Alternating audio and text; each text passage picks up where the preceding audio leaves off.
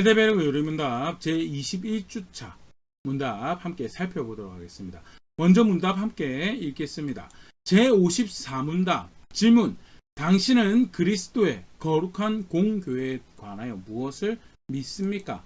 답. 하나님의 아들이 세상의 처음부터 끝까지 전 인류 중에서 영생으로 택한 교회를 자신의 성령과 말씀으로 자신에게 모으고 보호하고 보존하셔 참된 믿음으로 일치하게 하시는 것을 믿으며 내가 그 교회에 살아있는 지체로서 영원히 그러할 것을 믿습니다.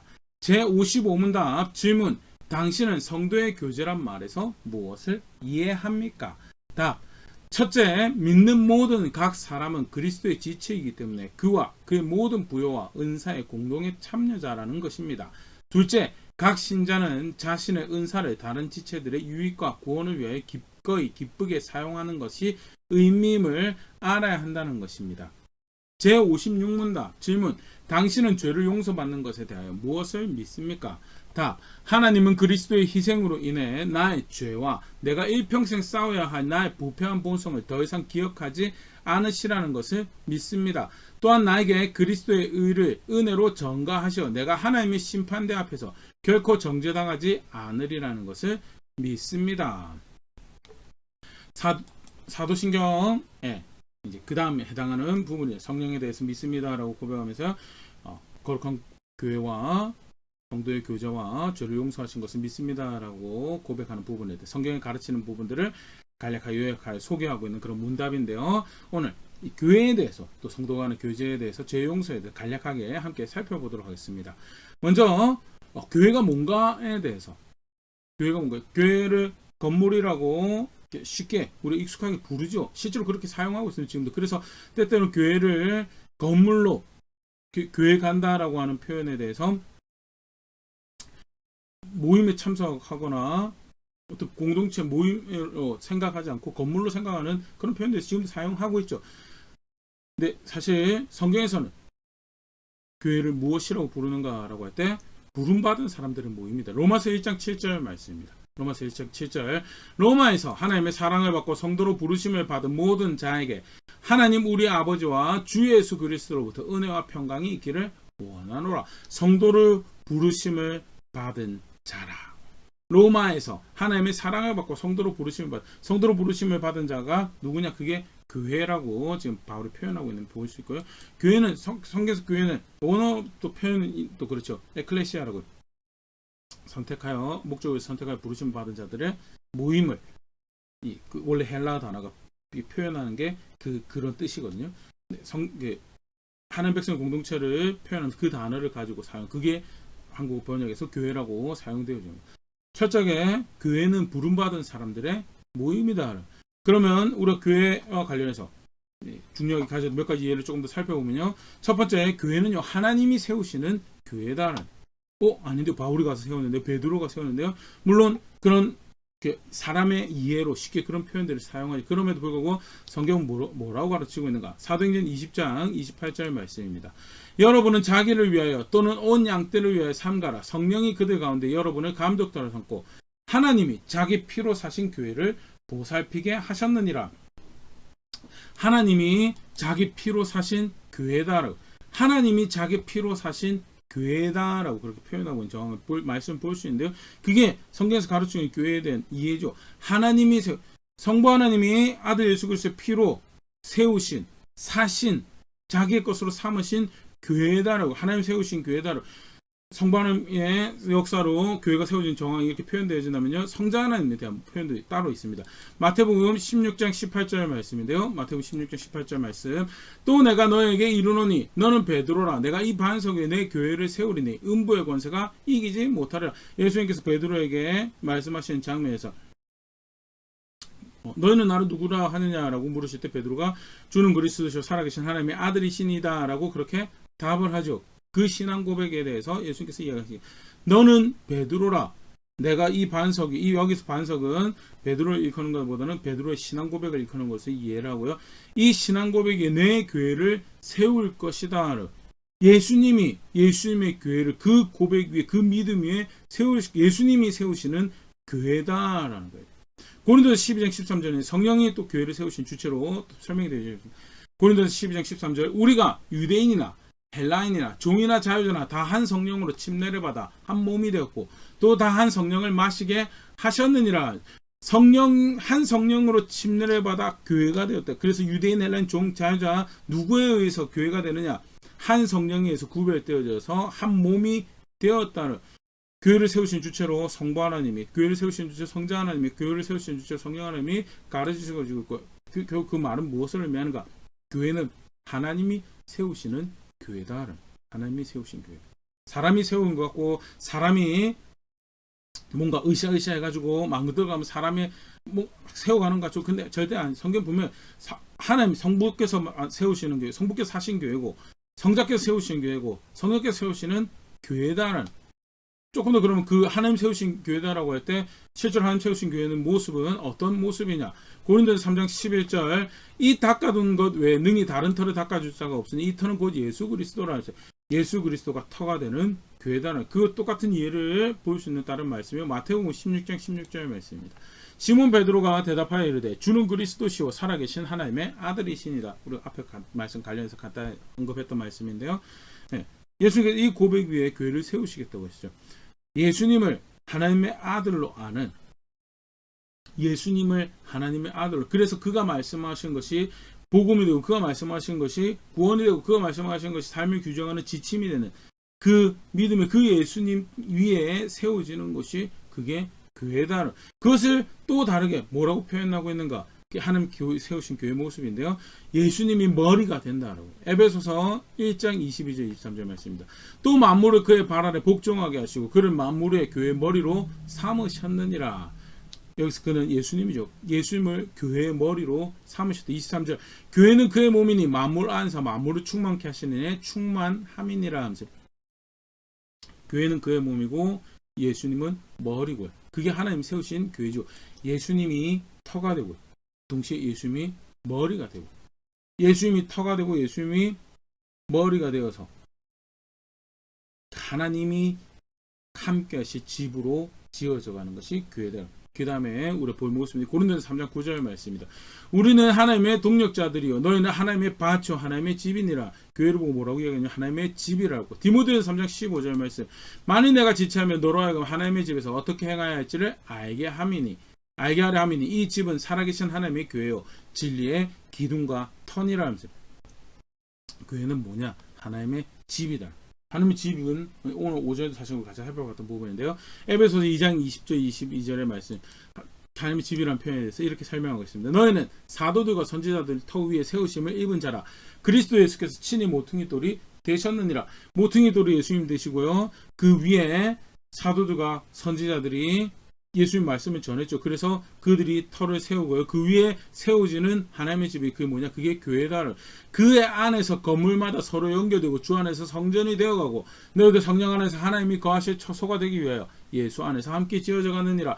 하나님의 집이라는 것은 하나님이 함께 하시는, 하나님께서 함께 하시는 그런 공동체, 그런 모임, 그런 그게 교회다라는 거예요. 그게 교회다. 그래서 간단하게 살펴보면 교회는 하나님 세우신 예수 그리스도 안에서 하나님 세우신 것. 성령께서 지금도 예수 그리스도와 함께 삼위 하나님 역사하셔서 세우시는 하나님 백성 공동체가 그게 교회다는 철저하게 예수님이 터가 되고 예수님에 의해서 하나님 백성 되는 그런 모습으로 이해할 수 있겠죠. 더불어서 그가 주인이 되시는 예수님 머리가 되시는 그런 교회고 그런 예수님에 의해서 거룩하다 여김받는 백성들이 예수님 머리로 알고 살아가는 그 백성들의 모임이 하나님이 함께할 그런 공동체로 모임으로 성장하고 자라가고 그 뜻을 펼쳐가는 그게 뭐냐? 그게 교회다. 놀랍죠? 계속 살펴보겠습니다. 오늘 이제 두 번째는 성도 간의 교제에 대해서 굉장히 중요한 얘기죠. 교회라는 것이 사람의 모임이 건물이 아니고 사람의 모임이라고. 그러면 그 가운데 교제가 생기고 관계가 발생하죠. 그게 이제 성도 간의 교제라는 겁니다. 근데 그냥 사람들이 만나도 보면 교제할 수도 있고 친한 사람 생기면 이야기도 하고 밥도 먹고 같이 놀러 다닐 수도 있지 그걸 성도 간의 교제라고 하지 않는다. 먼저 성도 간의 교제는 신앙의 굉장히 중요한 모습으로 가르치고 요한일서 1장 3절 말씀입니다. 우리가 보고 들은 바를 너에게 전함은 너희로 우리와 사귐이 있게 하려 함이니 우리의 사귐은 아버지와 그의 아들 예수 그리스도와 더불어 누림이니라. 하나님 백성들에서 하나님과 교제가 있고 하나님 백성에서 예수 그리스도 믿음으로써 예수 그리스도와 성령 안에서 교제를 가지고 있는 하나님과 교제를 가지는 하나님 백성이라면 그 교제와 더불어 어떤 교제가 있는가? 우리와 사귐인 여기서 우리와 사귐이 있는 것은 이 편지를 보내고 있는 요한 대표적일 것이고요. 요한과 함께 권면하고 있는 리더들의 이 우리와 앞에 결국 사실 성도의 교제를 의미하는 거예요. 하나님과의 교제는요. 어떤 걸로 함께 드러나야 되냐면 성도 간의 교제로 드러나야 되는 그게 정상적이고 건강한 하나님과의 교제고 신앙이 굉장히 중요한 단면이죠. 우리가 하나님하고 사귐이 있다라고 한다면 반드시 있어야 되고 요한일서 3장 10절 시절 그렇게 요한일서는 다루고 있죠. 이러므로 하나님의 자녀들과 마귀의 자녀들이 드러나나니 무릇 의를 행하지 아니한 자나 또는 그 형제를 사랑하지 아니한 자는 하나님께 속하지 아니하니라. 여기서 그 형제는요 피부치 생각할 수 있는 피부치보다는 그리스도 안에서 영적인 형제 자매들을 이 함께 지체된 성도들을 일컫는 거죠. 그 성도들을 하나님 방법으로 하나님 기준으로 아끼고 사랑하는 그 자리에 있지 않으면 뭐예요? 하나님께 속하지 않은 거더라고. 제가 하나님과 관계가 있습니다. 하나님과 친밀합니다. 하나님과 동행합니다라고 아무리 이야기해도요. 한쪽 측면에서 분명히 명령하고 계시는 성도 간의 교제를 버리게 된다면 그건 바른 신앙이 아니다라고. 그건 하나님께 속한 것이 아니라고 다르게 표현하면 거짓말하고 있는 거다라고 이야기를 하고 가르치고 있는 것이 하나님의 말씀이고요. 그만큼 교회로 모였을 때 성도 간의 교제를 하는 것이 굉장히 중요하죠. 중요한 모습입니다. 실제로 그건요. 뭐라고 또 가르치냐면 그 교제가 있는 것이 내 제자다. 요한복음 13장 35절, 34절, 35절입니다. 새 계명은 너에게 주노니 서로 사랑하라. 내가 너희를 사랑한 것 같이 너희도 서로 사랑하라. 성도 간의 교제를 그 교제의 성격을 분명히 규정하고 있는 그런 말씀인데 그러면 사실 말씀 35절. 너희가 서로 사랑하면 이로써 모든 사람이 너희가 내 제자인 줄 알리라. 예수님 제자입니다. 우리 예수님 믿습니다. 저는 어떤 교회를 다니고 어떤 교회 가방을 사용하고 어떤 교회에서 가르치는 가르침에 충실해서 그 교회에서 이야기하는 대로 하려고 합니다라고 아무리 해도요. 성도 간의 교회에서 결격사항이 있으면 누락이 있으면 그게 제자가 아니고 반대로 조금 다른 거 좀 미숙하게 하는 것 같지만 분명하게 성도 간에서 바른 교제를 예수님이 사랑한 것 같이 사랑하는 자리에서 예수님이 사랑한 것 같이 사랑하는 내가 내 멋대로 인간적 사랑을 하는 내가 너랑 좀 취향이 맞고 친하니까 사랑하고 그러니까 난 예수님 제자다라고 성경 절대 그렇게 가르치고 있지 않습니다. 성경은요 예수님이 사랑한 것 같이 사랑하고 그걸 통해서 내 제자인 줄 안다라고 이야기하고 있고요. 신앙의 한 단면 제자도 한 단면 굉장히 중요한 것이 성도 간의 교제다. 그리고 그 중요한 성격은 좀 전에 얘기했던 것처럼 서로 사랑하는 거죠. 나아가서 그 실제로 서로 성도 간의 교제는요 실제로 우리가 영적으로 성장해가는 중요한 한 측면의 모습이죠. 에베소 4장 16절에 이렇게 가르치고 있는데요. 그에 의해서 온몸이 각 마디를 통하여서 도움을 받음으로 연결되고 결합되어 각 지체의 분량대로 역사하여 그 몸을 자라게 하며 사랑 안에 스스로 세우느니라. 그에 의해서 온몸의 각 마디를 통해 도움을 받음으로 서로 연결. 여기 이제 지체 몸이라는 것을 비유로 해서 한 명 한 명을 이야기를 하는 거죠. 성도 지체들이 이야기합니다. 그 마디를 통해 도움을 받고 서로가 연결되는 거, 연결되고 결합되어 분량되어 각 지체가 서로 자기 연결되고 결합된 가운데 스스로 강점대로 약점대로 서로 보완하고 역사하여서 그 몸을 자라야 하는데 성도의 성숙이 교회의 성숙이 어디 있느냐? 교제 가운데 드러나는 거예요. 성도 간의 교제는 영적으로 성숙하는데 굉장히 중요한 한 모습이 도구가 되어지는 정황도 그것은 분명히 그렇게 하죠. 그래서 다시 아까 요한이 분명히 이야기했지만요. 하나님을 안다라고 하는 하나님과 교제가 있다라고 하는 하나님과 동행한다라고 하면서 성도 간의 교제에 제대로 하지 않으면요. 그러면 굉장히 신앙이 큰 결격이죠. 기독교 신앙요 철저하게 처음부터 철저하게 공동체적이죠. 이스라엘 신앙의 모습도 굉장히 여러 가지 절기나 그런 것도 그렇고 예배도 그렇고 굉장히 공동체적이었다면요. 신약에서도 마찬가지죠. 히브리서 3장 13절 말씀 오직 오늘이라 일컫는 동안에 매일 피차 권면하여 너희 중에 누구든지 죄의 유혹으로 완고하게 되지 않도록 하라. 서로가 서로를 지키는 그 관계가 뭐냐? 성도 간의 관계다. 진짜 사랑하느냐? 진짜 사랑한다면 죄를 어떻게 간과하고 그게 예수님처럼 사랑한다고 할 때 죄를 간과할 수 있나요? 잘못해서 그렇게 하고 행하고 있는 것을 간과할 수 없죠. 서로가 서로를 그렇게 지켜주고 그래서 그런 측면에서 구원의 공동체라는 변명으로 구원받은 사람들이 모여서 구원의 공동체이기도 하지만요. 거기 오면 구원받는다는 그런 이해로 사용하지 않습니다.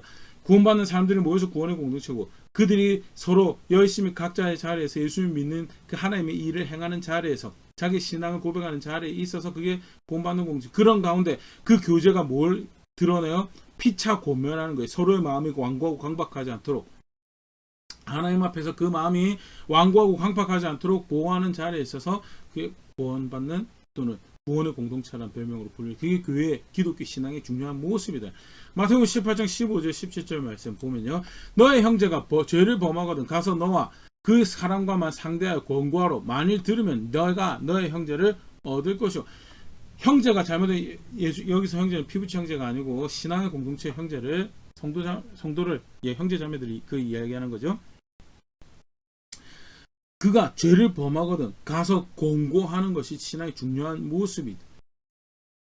그래서 그가 권고를 했을 때 내가 잘못했구나 돌이키면 그 형제를 얻은 것이고 16절 만일 듣지 않거든 한두 사람을 데려가서 두세 증인의 입으로 말마다 확증하게 말을 듣지 않은 다른 사람에게서 증인을 데려가서 권면을 하는 거죠. 두 번째 기회입니다. 그리고 실제로 우리가 예수 그리스도의 말씀을 존중한다고 할 때 우리가 살아내야 될 모습 그런 성도 간의 교제를 하는 게 그게 진짜 성도 간의 교제죠. 17절 만일 그들의 말도 듣지 않거든 교회의 말하고 교회의 말도 듣지 않거든 이방인과 세리같이 여기라. 공동체 안에서 공동체 앞에서 그 가지고 있는 문제를 드러내서 이런 문제를 가지고 이것은 용납할 수 없는 모습이고 돌이키어 교회가 모임이 증인이 되어서 그렇게 해도 교회의 말도 듣지 않으면 이방인과 세리를 쉽게 말해서 출교하는 거예요. 외인이다는 함께 유업에 있는 자가 아니구나. 저가 이야기하는 것이 우리가 귀담아 들어야 될 신앙의 모습이 아니구나라고 여기라고 이야기하는 정확한 표현. 이 누가 가르친 건 예수님께서 제자들을 가르치신 모습이고 기독교 신앙 굉장히 중요한 이해죠. 사랑한다라고 할 때 서로 교제한다라고 할 때 성도 간에 교제한다라고 할 때 그것이 서로 지켜주는 그런 공동체적인 신앙의 모습이 있는 것이 그게 기독교 신앙의 모습이고요. 그래서 예수를 믿는다라고 할 때 우리가 살아내 보면 모습이 성도 간의 교제예요. 그래서 사도신경에도 우리가 성도 간의 교제를 믿는다라고 그렇게 얘기하죠. 요한일서 5장 2절 말씀입니다. 우리가 하나님을 사랑하고 그의 계명을 지킬 때 이로써 우리가 하나님의 자녀를 사랑하는 줄 아는 실제로 하나님 계명 지키는 건요. 하나님 자녀를 사랑하는 걸로 결과가 나타나야 되고 하나님 자녀를 사랑한다는 것은요. 하나님 계명을 지키는 것으로 드러나야 되는 것에 대해서 다시 한번 분명히 확인하고 있는 말씀인데요. 실제로 그게 우리 신앙의 중요한 한 모습이고 성경은 그렇게 가르치고 있고 그것을 간단하게 표현해서 성도 간의 교제라고 실제 성경에서 가르치고 있기 때문에 우리는 그것을 우리 신앙의 중요한 모습으로 이해를 하고 있죠. 오늘 살펴보는 마지막 죄의 용서 사도신경에 그렇게 표현을 하고 있죠.